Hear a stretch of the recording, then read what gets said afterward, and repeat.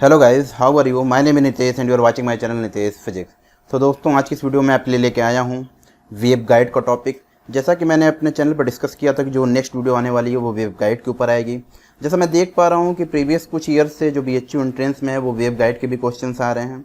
तो मैंने सोचा कि वेव गाइड के ऊपर एक वीडियो बनाई जाए जो कि इंपॉर्टेंट है CSIR नेट के लिए भी, गेट के लिए भी, जेस्ट के लिए, और जो भी MSc एंट्रेंस का है वो तो चल ही रहा है। ठीक है, इस वीडियो को जो भी CSIR के एस्पायरेंट हैं या गेट के एस्पायरेंट्स हैं वो भी इसको देख सकते हैं। तो इस वीडियो में मैं डिस्कस करने जा रहा हूँ, याद रखे रहिएगा कि व्हाट इज वेव गाइड। पहला टॉपिक रहेगा कि वेव गाइड क्या होता है, इसके बारे में बताऊंगा।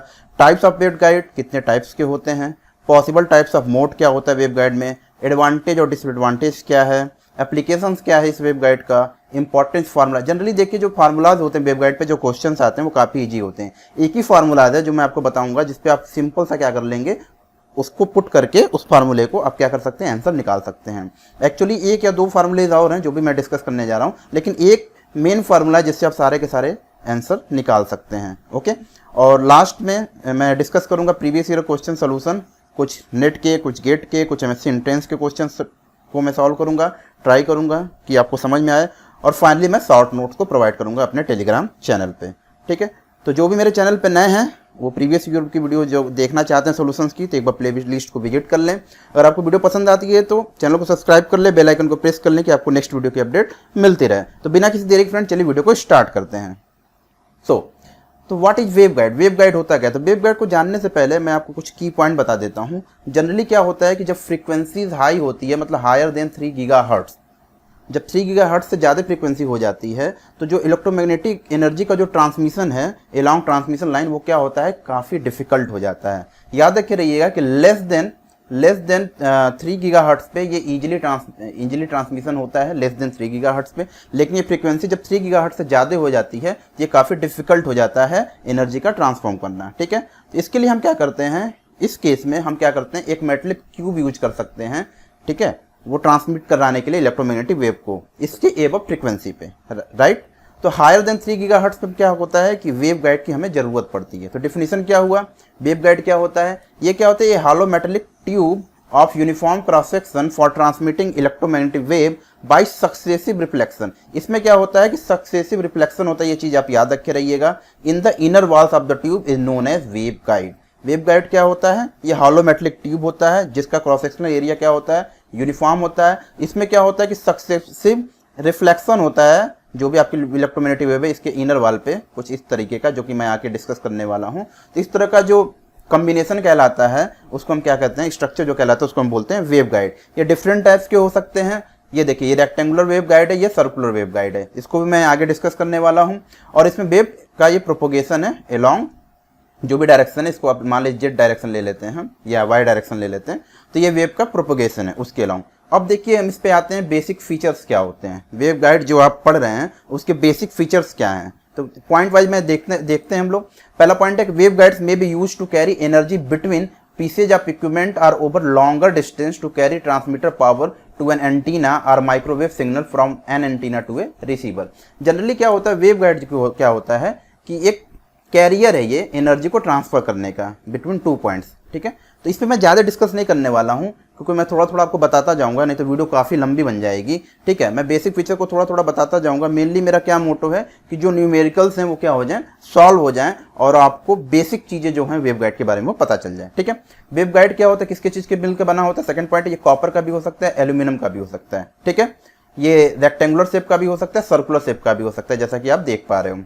थर्ड पॉइंट कह रहा है an electromagnetic energy to be carried by an wave guide injected into one end of the wave guide. जो भी इलेक्ट्रोमैग्नेटिक एनर्जी कैरिड होती है वो वन एंड के अलोंग होती है। ठीक है, और लास्ट पॉइंट कह रहा है the electric and magnetic field associated with the signal bounce off the inside wall back and forth as it progress down the wave guide. इसके बारे में क्या होता है कि जो इलेक्ट्रिक फील्ड होती है और मैग्नेटिक फील्ड होती है, जो भी किसी भी सिग्नल की होती है, वो इसी के अंदर क्या करती रहती है, बाउंस बैक करती रहती है। ठीक है, तो ये भी चीज़ें बेसिक चीज़ें हैं।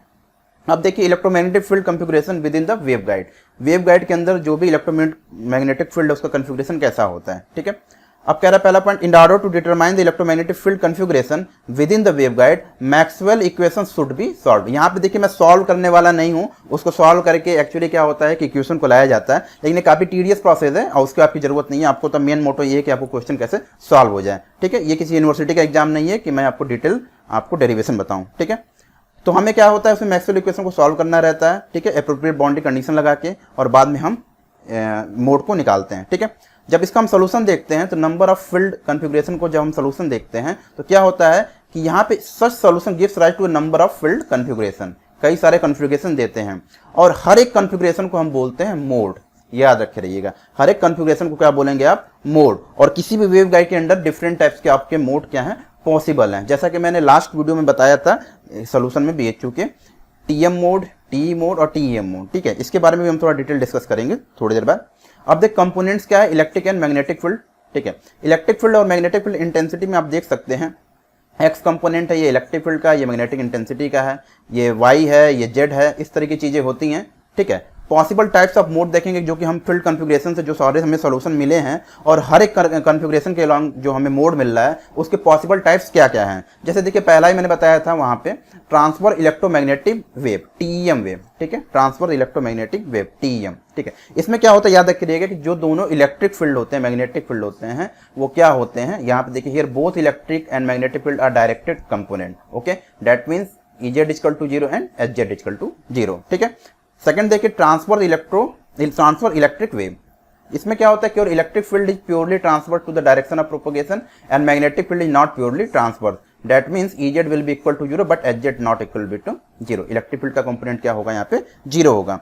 अब देखते हैं ट्रांसफर मैग्नेटिक मोड में, TM मोड में क्या होता है, इसमें क्या होता है कि केवल और केवल मैग्नेटिक फील्ड ट्रांसफर होती है डायरेक्शन ऑफ प्रोपगेशन के, इलेक्ट्रिक फील्ड क्या होता है, प्योरली ट्रांसफर्स नहीं होता। इसका मतलब EZ does not equal to 0 but HZ will be equal to 0। और ये लास्ट क्या हाइब्रिड वेव है। हाइब्रिड वेव में क्या होता है कि इस तरह क्वेश्चन अभी पूछे नहीं गए हैं, तो इस पर मैं ज़्यादा डिस्कस नहीं करने वाला, लेकिन इसमें जान जाइए इसमें क्या होता है, ना तो इलेक्ट्रिक और ना तो मैग्नेटिक प्योरली ट्रांसफर्स होती है डायरेक्शन ऑफ प्रोपगेशन के अलावा, that means EZ is not equal to 0 and HZ not equal to 0, ठीक है। ये पॉसिबल टाइप्स ऑफ मोड हो गए आपके। अब देखिए ये क्या एक बेसिक फिगर है आपका TE मोड और TM मोड का, ट्रांसफर इलेक्ट्रिक और ट्रांसफर मैग्नेटिक मोड का, आप यहाँ पे देख पा रहे हैं। ये थोड़ा सा आपको मैं समझाने के लिए ये स्लाइड डाल दिया हूँ कि होता क्या है, बेसिक चीजें होती हैं। अब देखिए इसमें क्या होता है, एक इलेक्ट्रिक फील्ड होता है जो आपको यहाँ पे दिख पा रहा है, ठीक है, और एक होता है आपका मैग्नेटिक फील्ड होता है जो आपको यहाँ पे दिख पा रहा है, ये भी दिख पा रहा है। अब ये TE मोड का होगा ट्रांसफर इलेक्ट्रिक का होगा, ये TM का होगा ट्रांसफर मैग्नेटिक का हो गया, ठीक है। और ये वेव प्रोपगेशन का डायरेक्शन है, ये देखिए वेव प्रोपगेशन का डायरेक्शन है, ठीक है। तो इसमें जो मैग्नेटिक फ्लक्स होता है वो कंटिन्यूअस लूप की तरह होता है। जैसे देखिए यहाँ पे मैग्नेटिक फ्लक्स अगर जो होगा करस्पॉन्डिंग होंगे, यहाँ पे कंटिन्यूअस लूप आप देख पा रहे हैं, चाहे इधर वाले में देखिए चाहे इधर वाले में देखिए, ठीक है, ये कंटिन्यूअस लूप टाइप का होता है। और इलेक्ट्रिक फील्ड लाइन्स क्या होती हैं, with beginning and in points पे निकलती है। देखिए ये क्या है, इलेक्ट्रिक फील्ड लाइन्स है, ये देखते जाइएगा, ठीक है, आपको दिख पा रही होंगी, ठीक है।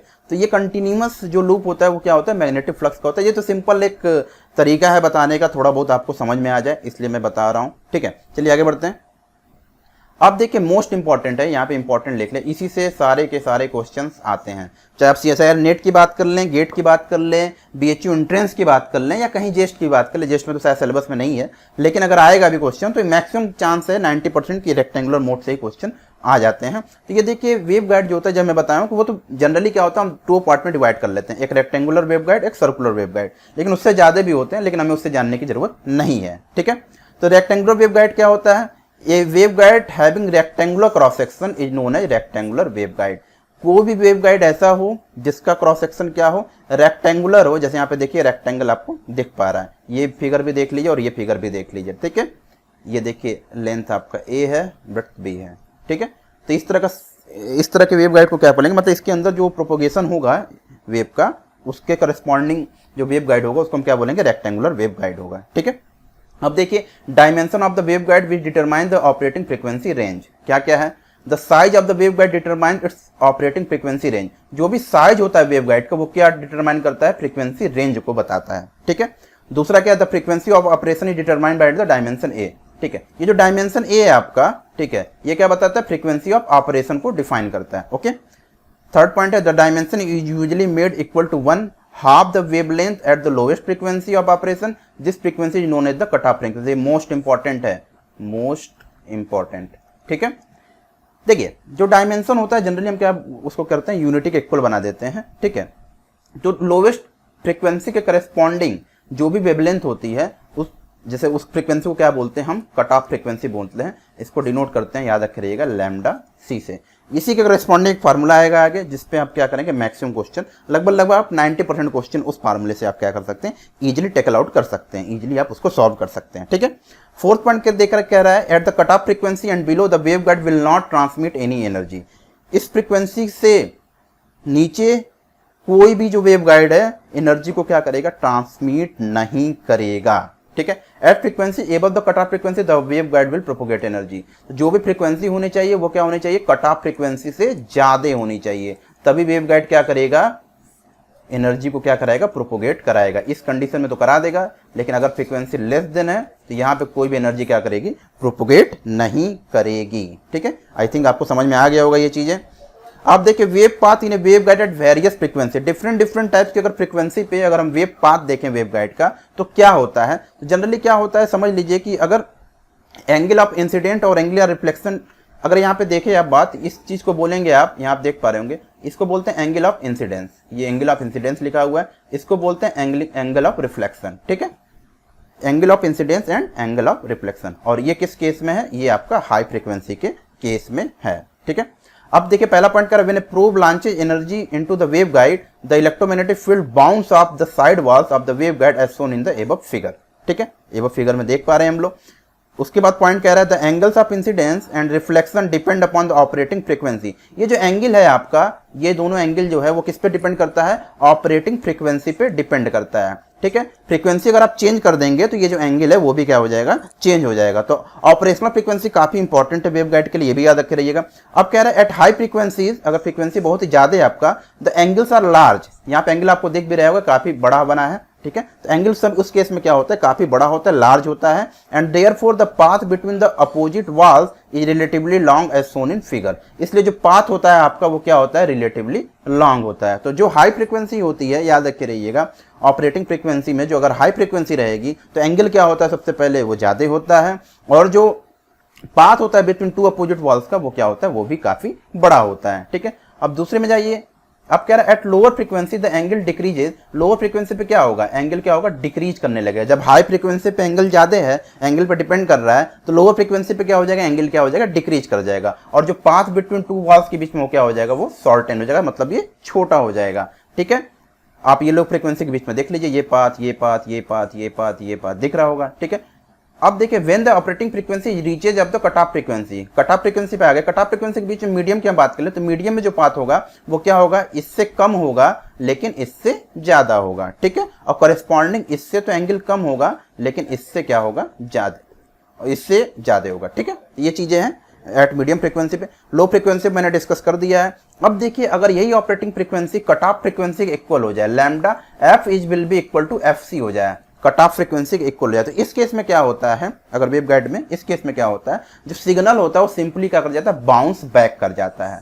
ठीक है, बाउंस बैक कर जाता है तो इसका मतलब होता है कि कोई भी फॉरवर्ड मोशन नहीं होगा। यहां पे देख लीजिए कोई भी फॉरवर्ड मोशन नहीं होता है, नॉट पॉसिबल है। ये किस केस में पॉसिबल नहीं है, जब F will be equal to F C हो जाए, कट ऑफ फ्रीक्वेंसी के हो जाए। ठीक है, और कट ऑफ फ्रीक्वेंसी के नीचे क्या होगा, कोई भी एनर्जी क्या होगी, प्रोपोगेट नहीं करेगी। ये मैं पहले भी डिस्कस कर दिया हूं कि एनर्जी प्रोपोगेट करने के लिए F will be must be equal to F is greater than F C. Okay, अब देखिए कट ऑफ फ्रीक्वेंसी के बारे में जानते हैं, जिससे ये पूरी कहानी शुरू हो रही है कि कट ऑफ फ्रीक्वेंसी क्या होता है, क्यों ये इतना इंपॉर्टेंट है, और इसी पे फार्मूले पे कैसे सारे क्वेश्चंस लग जाते हैं, ये काफी इंपॉर्टेंट है। तो कट ऑफ फ्रीक्वेंसी के बारे में थोड़ा सा जानना चाहिए। अब देखिए पहला पॉइंट कह रहा है the exact size of the wave guide is selected based on the desired operating frequency. Wave guide का जो साइज है हम किससे सेलेक्ट कर सकते हैं, डिजायर्ड ऑपरेटिंग फ्रीक्वेंसी से हम क्या कर सकते हैं, सेलेक्ट कर सकते हैं। ठीक है, सेकंड पॉइंट कह रहा है the size of the wave guide is chosen so that it's rectangular width is greater then 1। हम देखिए वेव गाइड का साइज ऐसा चूज करते हैं कि जिसका रेक्टेंगुलर विड्थ है वो किससे ज्यादा हो, ग्रेटर देन 1 हो, याद रखे रहिएगा। ठीक है, half the wavelength but less than 1 wavelength at the operating frequency. ठीक है, ये भी एक कंडीशन है कि वेवलेंथ जो होना चाहिए वो हाफ होना चाहिए but less than 1 wavelength at operating frequency होना चाहिए। ठीक है, अब थर्ड पॉइंट करा this gives a cut off frequency that is below the operating frequency thereby ensuring that the signal will be propagate down the line. ये भी एक third point है। तो ये इस तरह के जो पॉइंट है आप थोड़ा सा जानते रहिए कट ऑफ फ्रीक्वेंसी के बारे में क्या होता है। ठीक है, अब चलिए रिप्रेजेंटेशन ऑफ मोड पे चलते हैं कि मोड को कैसे रिप्रेजेंट करें। अब हम लोग लगभग पहुंच रहे हैं कि वहां पे पहुंच रहे हैं कि जहां पे आपको समझ में आने लगेगा कि क्या होता है वेवगाइड। आई थिंक आपको प्रीवियस स्लाइड में थोड़ा बहुत समझ में आया होगा कि वेवगाइड क्या होता है, कैसे इसमें वेव प्रोपोगेट करते हैं, कितने टाइप्स के होते हैं और कट ऑफ फ्रीक्वेंसी क्या होता है। तो वो जो एनर्जी प्रोपोगेट कर रही थी, एनर्जी जो ट्रांसमिट हो रही थी, उसके करस्पॉन्डिंग जो मोड बन रहे थे उसको हम जनरली क्या करते हैं, याद रखे रहिएगा। यहाँ पे रेड है, इसको मैं थोड़ा सा चेंज करके ग्रीन कर लेता हूँ ताकि आप लोगों के ईजी हो रहे। देखिए सिंबल ऑफ रिप्रेजेंटेशन हम करें तो इसको डिनोट करते हैं ट्रांसफर इलेक्ट्रिक मोड है, मतलब TEMN, ठीक है। और ट्रांसफर मैग्नेटिक क्या हो जाएगा, TEMN, ठीक है। M इंडिकेट क्या करता है, याद रखिएगा, यहाँ सब्सक्रिप्ट जो है M इंडिकेट करता है number of half wave variation of the electric field intensity along the B। ये क्या A और B मैंने बताया था, ठीक है, वाइड डायमेंशन होता है, ठीक है। और जो सेकंड सब्सक्रिप्ट N वो क्या करता है, डिनोट करता है number of half variation of the electric field in the A। ये क्या होता है, नैरोवर होता है, याद रखिएगा, डायमेंशन ऑफ वेवगाइड। तो B क्या होता है, वो वाइडर होता है, और A क्या होता है आपका, नैरोवर होता है। ये काफी इंपॉर्टेंट चीज है, ये आपको जानना चाहिए, ठीक है। अब देखिए द T10 मोड, ये इंपॉर्टेंट है the longest operating wavelength. T10 mode जो होता है क्या होता है, उसका जो ऑपरेटिंग वेवलेंथ होता है वो क्या हो, वो काफी ज्यादा होता है, ठीक है। And it is designated as the dominant mode, इसलिए ये क्या होता है, डोमिनेट होता है। ये याद रखिएगा, T10 मोड जो होता है वो डोमिनेंट मोड होता है, मे बी बीएचयू इंटरेस्ट में पूछा गया हो, ठीक है। It is the mode for the lowest frequency that can be propagate in A waveguide. तो T10 मोड के कुछ प्रॉपर्टीज है, आपको ये जानना चाहिए। अब मैं आपको वो फार्मूला डिस्कस करने वाला हूं जहां से 90% क्वेश्चन आपके बनने ही बनने हैं, राइट। अब देखिए मोस्ट इंपॉर्टेंट है, यहाँ पे याद रखे रहिए कि expression for the cut off frequency. Cut off frequency का जो एक्सप्रेशन है वो क्या होता है, यहाँ पे लिख लीजिए मोस्ट इंपॉर्टेंट, ठीक है। यहीं से क्या होगा आप दिखा दूंगा मैं, क्योंकि मैं कुछ प्रॉब्लम भी सॉल्व करने वाला हूं, तो वहां पे मैं आपको दिखा दूंगा कि इसी फार्मूले से कैसे सारे के सारे आपके क्वेश्चन बन जाते हैं, ठीक है। तो स्टैंडर्ड रेक्टेंगुलर वेवगाइड के लिए जो कट ऑफ फ्रीक्वेंसी दी जाती है वो याद रखिएगा, λc will be equal to 2/√m/a का होल स्क्वायर प्लस n/b का होल स्क्वायर। ये काफी इंपॉर्टेंट है, नोट डाउन कर लीजिएगा आप लोग। λc मैं फिर से बोल रहा हूं, λc will be equal to 2/√m/a का होल स्क्वायर प्लस n/b का होल स्क्वायर। और a और b को किस में हम मेजर करते हैं, सेंटीमीटर मेजर करते हैं, ये भी याद रखिएगा। ये भी काफी इंपॉर्टेंट है कि a और b को किस में मेजर किया जाए, सेंटीमीटर मेजर किया जाए। इसके बाद देखिए इससे तो 90% क्वेश्चन बन जाते हैं, कोई दिक्कत की बात नहीं है, ठीक है। एक चीज कभी कभी क्वेश्चन में क्या देता है, जैसे बीएचयू एंट्रेंस के लिए तो कोई दिक्कत नहीं है, लेकिन अभी CSIR का भी एक आध दो प्रॉब्लम है जो उसमें सॉल्व कराऊंगा, तो उसमें क्या होता है गाइड वेवलेंथ की बात कर देता है। तो उसका भी फार्मूला है λg will be equal to λ/√1 - λ/λc का होल स्क्वायर है, ठीक है। λc क्या आपका कट ऑफ वेवलेंथ है और λg क्या आपका गाइड वेवलेंथ है। तो ये भी एक दो फार्मूले में बताने जा रहा हूं। वैसे तो इससे मैं सारे के सारे न्यूमेरिकल मैक्सिमम सॉल्व करा दूंगा, लेकिन λg भी आप पता रखे रहिए क्योंकि एक दो क्वेश्चन इस पे भी बनेंगे, ठीक है।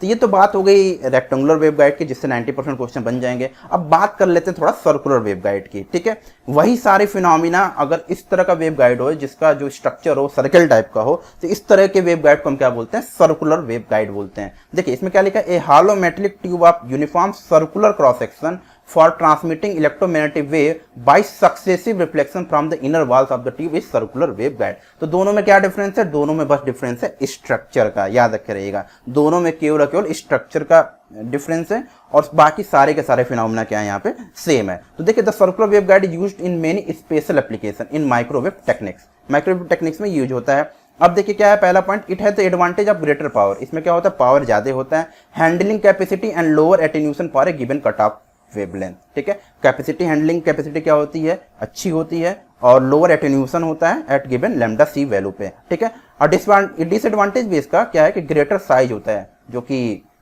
कैरी करने में काफी डिफिकल्ट है, और इसका वेट भी क्या होता है, काफी ज्यादा होता है। तो ये भी आप याद रखे रहिएगा, सर्कुलर वेवगाइड की प्रॉपर्टीज है। सेकंड पॉइंट कह रहा है the polarization of the transmitted wave can be altered due to the minor इररेगुलरिटीज।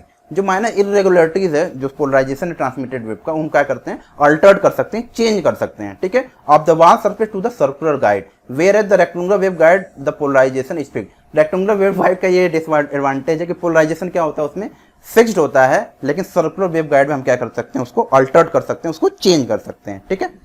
अब आइए डिस्क्रिप्शन में देखें, the wave of the lowest frequency are the dominant mode in the circular waveguide. ये circular waveguide का चल रहा है तो भूलिएगा मत, पहले हम डिस्कस कर चुके हैं क्या है रेक्टेंगुलर का। इसमें क्या होता है, TE11 मोड जो होता है वो डोमिनेंट मोड होता है। उसमें क्या था, TE10 था, इसमें क्या था आपका TE11 मोड था। ठीक है, याद रखे रहिएगा। यही फर्स्ट सब्सक्रिप्ट M क्या होता है, याद रखे रहिए, indicate the number of full wave variation of the radial component of the electric field around the circumference of the waveguide. इसमें थोड़ा डिफरेंस है, उसमें रेक्टेंगुलर था, इसमें सर्कुलर है, तो इसमें थोड़ा सा डिफरेंस होगा। ठीक है, सेकंड सब्सक्रिप्ट क्या है, indicate the number of half wave variation across the diameter. Okay, तो इस तरीके से दो चीजें हैं, डिस्क्रिप्शन में थोड़ा बता दिया कि व्हाट इज वेवगाइड क्या होता है, प्रॉपर्टीज क्या होती है, ऑपरेशंस क्या होते हैं, नंबर ऑफ मोड्स क्या होते हैं, कट ऑफ फ्रीक्वेंसीज क्या होते हैं, गाइड फ्रीक्वेंसीज क्या होती है, रेक्टेंगुलर वेवगाइड क्या है, सर्कुलर वेवगाइड क्या है, उसकी प्रॉपर्टीज क्या है, ये सारी चीज मैं बता दिया हूं। अब थोड़ा एडवांटेज पे आते हैं। Waveguide have several advantage over two wire and coaxial transmission line. हमेशा याद रखिए कि ग्रेटर देन 3 गीगाहर्ट्ज फ्रीक्वेंसी के ऊपर ही क्या होता है, वेवगाइड की हमें जरूरत पड़ती है। ठीक है, ये याद रखे रहिएगा, क्योंकि हमें क्या होता है, एनर्जी का जो ट्रांसमिशन है वो क्या होता है, काफी टफ हो जाता है, इसके लिए जरूरत पड़ती है। देखिए, skin effect tend to increase the effective resistance of the conductor although energy transfer in coaxial cable is caused by electromagnetic field motion, the magnitude of the field is limited by the size of current carrying area of the inner conductor। ये advantage आपका। the small size of the center conductor is even further reduced by the skin depth effect and energy transfer by coaxial cable becomes less efficient than by waveguide। ये कुछ advantage हैं। Disadvantage देख लीजिए थोड़ा सा। Physical size of the primary lower frequency limitations of the waveguide, size का disadvantage है। The width of the waveguide must be approximately a half wavelength at the frequency of the wave to be transmit. ये condition है जो कि काफी tough है achieve करना। Waveguides are difficult to install because of their rigid hollow pipe shape. देखिए, hollow pipe shape है तो ये डिफिकल्ट होता है इंस्टॉल करना, ये इसका डिसएडवांटेज है। Special coupling at the joint are required to assure proper operation. Special coupling की जरूरत करती है हमें यहाँ पे ज्वाइन करने के लिए, क्योंकि हॉलो ये स्ट्रक्चर है।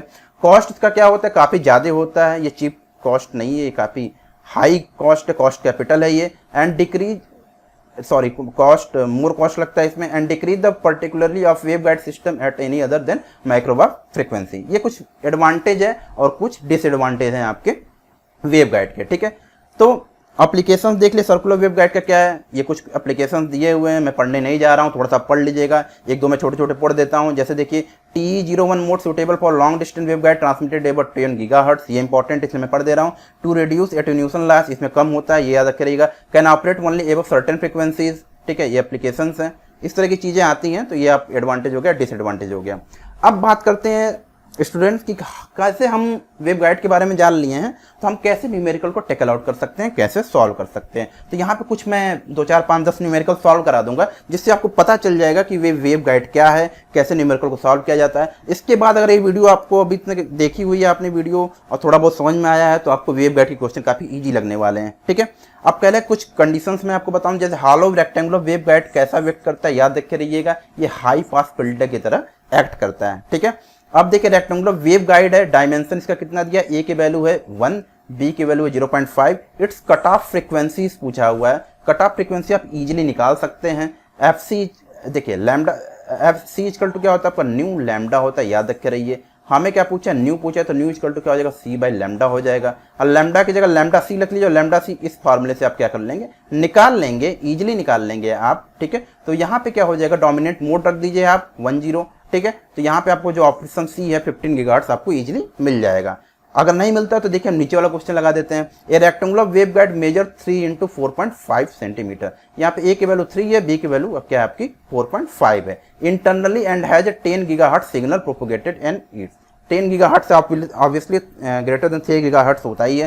Calculate the cut of frequencies, आपको पता करना है कट ऑफ फ्रीक्वेंसी। तो डोमिनेटेड मोड क्या हो जाएगा, हम ऊपर ही बताया, TE10 मोड होगा। m = 1 रखिए, n = 0 रखिए। तो यहाँ पे m = 1 रखेंगे, n = 0 रखेंगे, तो ये वाला क्या हो जाएगा, कैंसिल आउट हो जाएगा। तो केवल क्या बचेगा, ये वाला बचेगा। तो लैम्डा की वैल्यू क्या आ जाएगी, 2a/m आ जाएगी। m की वैल्यू आपको पता है, ए की वैल्यू पता है, तो यहाँ पे पुट कर दीजिए, और लैम्डा सी की वैल्यू आप इजीली कैलकुलेट कर ले तो जो 0.090 मीटर आ जाएगी। ठीक है, अब हम पहले ही बता देते हैं, गाइड वेवलेंथ भी कभी कभी पूछ देता है। देखिए गाइड वेवलेंथ पूछ दिया है, याद रखिए ये गेट का शायद क्वेश्चन है, मुझे याद नहीं है कहाँ के हैं। गेट के भी हो सकते हैं, नेट के भी हो सकते हैं, BHU के भी हो सकते हैं। तो आप देखिए गेट का क्वेश्चन है, तो यहाँ से क्या कर देंगे आप, सिंपली लैम्डा जी निकालिए। लैम्डा जी का फॉर्मूला मैंने बताया था, लैम्डा अपन √1 - λ/λc का होल स्क्वायर। लैम्डा कैसे निकाल सकते हैं, लैम्डा इजी आपको निकालना। देखिए लैम्डा क्या है, वेलोसिटी ऑफ लाइट में आप देखिए फ्रीक्वेंसीज का 10 गीगाहर्ट्ज की फ्रीक्वेंसीज है, आप क्या कर दिए सिंपली यहाँ पे डिवाइड कर दीजिए, तो यहाँ पे आपको लैम्डा की वैल्यू निकल आएगी, तो ये आएगी 0.03 मीटर आएगी। ठीक है, ये लैम्डा की वैल्यू आपको पता चल गई, लैम्डा की वैल्यू यहाँ पे पुट कर दीजिए और लैम्डा जी की वैल्यू निकाल लीजिए, जो आपको आएगी 0.0318 मीटर। तो इस तरीके से आप क्या कर सकते हैं, इजीली कैलकुलेट कर सकते हैं। चलिए थोड़ा आगे बढ़ते हैं। अब देखिए ये थोड़ा मैंने जानबूझ के एक लंबा क्वेश्चन लिया हुआ है आपको, ताकि आपको इजीली समझ में आ जाए कि बहुत सारे जो प्रॉब्लम आएंगे वो पार्ट पार्ट करके आते हैं। तो मैंने काफी लंबा क्वेश्चन लिया, इसके बाद कुछ छोटे छोटे प्रॉब्लम भी करा दूंगा। देखिए कह रहा है find the following the possible transmission mode in A hollow rectangular waveguide for inner dimension 3.44 into 7.22। ए और बी की वैल्यू दी हुई है, एट ऑपरेटिंग फ्रीक्वेंसी दिया हुआ है 300 मेगाहर्ट्ज। ठीक है, the corresponding value of phase velocity, group velocity and phase constant हमें बताना है। तो घबराने की कोई जरूरत नहीं है, हमें सबसे पहले क्या कर लीजिए, लैम्डा नॉट की वैल्यू निकालिए, क्योंकि गाइड वेवलेंथ के लिए वो जरूरत पड़ती है। तो क्या हो जाएगा आपका c equal to nu lambda, तो lambda equal to c by F. C आपको 3 × 10⁸ है, एफ आपका दिया हुआ है, तो यहाँ पे लैम्डा नॉट की वैल्यू आपको निकल गई, ये आगे 10 सेंटीमीटर। ठीक है, कट ऑफ वेवलेंथ का फार्मूला मैंने आपको पहले ही बताया, lambda C equal to 2/√m/a का होल स्क्वायर प्लस n/b का होल स्क्वायर। अब पॉसिबल मोड्स हमें देखना है, यहाँ पे हमें हीट एंड ट्रायल देखना है, याद रख रहिए।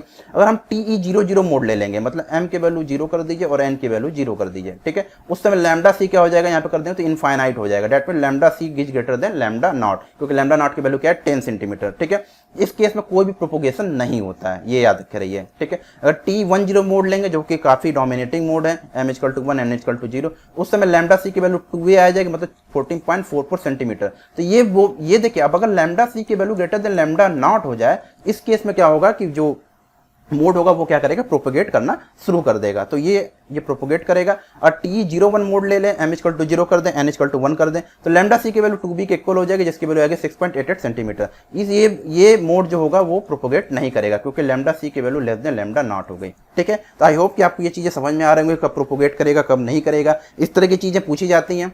अब देखिए यहाँ पे क्या होगा कि हम क्या लेंगे, lambda C less than lambda naught है, तो ये टी मोड क्या होगा, प्रोपोगेट नहीं करेगा इस मोड के लिए। तो हम क्या करेंगे, हमें क्या निकालना, गाइड वेवलेंथ भी निकालना, ये भी याद रखे रहिए। गाइड वेवलेंथ का मैंने फार्मूला बताया, लैम्डा जी की वैल्यू क्या होती है, lambda naught upon √1 minus lambda C by lambda naught का होल स्क्वायर। लैम्डा जी की वैल्यू, लैम्डा नॉट की वैल्यू आपको पता है 10 सेंटीमीटर, 0.1 रख दीजिए, और लैम्डा सी की वैल्यू आपने कैलकुलेट कर लिया है, वहां से पुट करके आप लैम्डा जी की वैल्यू यहाँ पे आप सिंपली क्या कर लीजिए, कैलकुलेट कर लीजिए। इसके बाद फेज वेलोसिटी और ग्रुप वेलोसिटी पूछिए, तो फार्मूला याद रखे रहिए, जानबूझ के मैंने वहां नहीं बताया था, यहाँ आपको मैं इजीली बता सकता हूँ। तो अगर आप फेज वेलोसिटी कैलकुलेट करेंगे, तो फेज वेलोसिटी के लिए आप क्या कर लीजिए, lambda G by lambda naught into C, इस फॉर्मूले पर रख के फेज वेलोसिटी कैलकुलेट कर लीजिए, जो कि 4.23 इंटू 10.8 मीटर पर सेकंड आ जाएगी। ग्रुप वेलोसिटी के लिए क्या कीजिए, कुछ नहीं दिक्कत करनी है, PG equal to will be equal to lambda naught by lambda G into C. इसी का क्या कर दिए, रेसिप्रोकल कर दीजिए, lambda naught by lambda G कर दीजिए, तो यहाँ से ग्रुप वेलोसिटी निकल के आ जाएगी, जो आएगी आपके 2.28 इंटू 10.8 मीटर पर सेकंड। फेज कांस्टेंट याद रखे रहिएगा, बीटा की वैल्यू जो आती है वो आती है 2 pi by lambda G. Lambda G आपने ऊपर से कैलकुलेट किया हुआ है, उसको पुट करके फेज कांस्टेंट की वैल्यू निकाल लीजिए। तो ये काफी लेंथी क्वेश्चन था, लेकिन इससे क्या होगा कि आप बहुत सारी चीजें समझ जाएंगे कि कैसे हम निकाल सकते हैं, कैसे कैलकुलेट कर सकते हैं। ठीक है, चलिए आगे बढ़ते हैं। अब देखिए ये कह रहा है, ये गेट का क्वेश्चन है, याद रखे रहिए। ठीक है, ये 100% श्योर हूं मैं, गेट का क्वेश्चन है। ए rectangular waveguide of internal dimension, देखिए ए दिया हुआ है, बी दिया हुआ है। ठीक है, इस टू ऑपरेटेड TE11 मोड दिया हुआ है, द मिनिमम ऑपरेटिंग फ्रीक्वेंसी पूछा हुआ है। ठीक है, तो यहाँ पे क्या है कि m की वैल्यू 1 है और n की वैल्यू 1 है। यहाँ फ्रीक्वेंसी लगा दीजिए, तो ये हो जाएगी c/2 √1/a का होल स्क्वायर प्लस 1/b का whole square for TE11 mode के लिए हो जाएगा। ठीक है, यहाँ वैल्यू पुट कर दीजिए, सारी वैल्यू पुट कर दीजिए, तो आपको आएगा 6.25 गीगाहर्ट्ज। ठीक है, ये घबराने की जरूरत नहीं है कि c/2 कहाँ से आ गया, क्योंकि आप लैम्डा सी निकालते हो ना, सी ये तो कट ऑफ फ्रीक्वेंसी है, तो सी इक्वल टू क्या होता है, न्यू लैम्डा होता है, तो न्यू की वैल्यू क्या हो जाएगी, c बाई लैम्डा हो जाएगी, ये याद रख रहेगा। और लैम्डा की वैल्यू क्या होती है, 2/√m/a का होल स्क्वायर प्लस n/a का होल स्क्वायर, तो ये 2 नीचे चला जाएगा, तो c/2 यहाँ से आया है, तो इससे घबराने की जरूरत नहीं है कि नया फार्मूला कहाँ से आ गया। ठीक है, नेक्स्ट क्वेश्चन देखते हैं, the cut off frequency of the waveguide depends upon, cut off frequency किस पे डिपेंड करती है, कट ऑफ फ्रीक्वेंसी का फार्मूला वही है जो पीछे था। ठीक है, तो ये याद रख के रहिएगा, ये डिपेंड्स किस पे करती है, फार्मूला होता है, ये भी होता है। डायमेंशन होता है ए और बी वेवगाइड का, दूसरा डायलेक्ट्रिक कांस्टेंट ऑफ मीडियम का होता है। एक्चुअली सी की वैल्यू अगर हम लिखें, आपको पता होता है 1/μ0 एप्सिलॉन नॉट होता है, तो यहाँ पे डायलेक्ट्रिक कांस्टेंट से भी रिलेशन आता है। ठीक है, म्यू आर एप्सिलॉन आर से अगर आप देखा जाए, थोड़ा सा म्यू एप्सिलॉन यहाँ पे दिया हुआ है। ठीक है, तो जरूरी नहीं है कि इसी तरह क्वेश्चन आए, पहले ये दिमाग में रखे रहिए कि जरूरी नहीं है कि इसी तरह क्वेश्चन है या यही क्वेश्चन है, लेकिन हम ये कह सकते हैं कि अगर ये आप वीडियो देख रहे हैं तो क्वेश्चन आप जरूर लगाएंगे। ठीक है, यहाँ पे ऑप्शन ए भी सही हो सकता है, डायमेंशन ऑफ द वेवगाइड, और ऑप्शन बी भी सही हो सकता है, dielectric property of the medium in the waveguide. ठीक है, तो ये दोनों को टिक कर लें। अब देखिए नेक्स्ट क्वेश्चन कर रहा है, the dominant mode in the rectangular waveguide is TE10 because this mode has, ये मैंने बताया हुआ है, ये क्वेश्चन भी आ चुका है कि ये मोड इसलिए डोमिनेट करता है क्योंकि इसका जो कट ऑफ वेवलेंथ होता है वो क्या होता है, सबसे ज़्यादा होता है। ठीक है, ये देखिए लैम्डा सी की वैल्यू 2a आ जाती है, तो the highest cut off wavelength क्या हो जाएगा आपका, इसका राइट आंसर हो जाएगा। आई होप गाइज कि आपको आज की वीडियो क्या होगी, पसंद आई होगी। अगर आपको वीडियो पसंद आती है, अगर चैनल पर नए हैं तो चैनल को सब्सक्राइब कर लें, बेल आइकन को प्रेस कर लें कि आपको नेक्स्ट वीडियो की अपडेट मिलते रहे। और ये अगर आप पूरा वीडियो देख लें, अगर आपको लगता है कोई भी डाउट है तो मेरा टेलीग्राम चैनल या है व्हाट्सअप चैनल ग्रुप जो चैनल बने हुए हैं, आप उस पर कमेंट करके हमें बता सकते हैं कि किस तरह की आपको प्रॉब्लम है। और जो भी न्यूमेरिकल्स हैं आप ग्रुप में डिस्कस कर लें, सारे न्यूमेरिकल्स क्या हो सकते हैं आपको ईजिली आप लग सकते हैं। ठीक है, तो फिर मिलते हैं दोस्तों किसी और दिन किसी और वीडियो के साथ। तब तक के लिए घर पे रहिए, सुरक्षित रहिए और अपनी प्रिपरेशन करते रहिए। Thank you so much.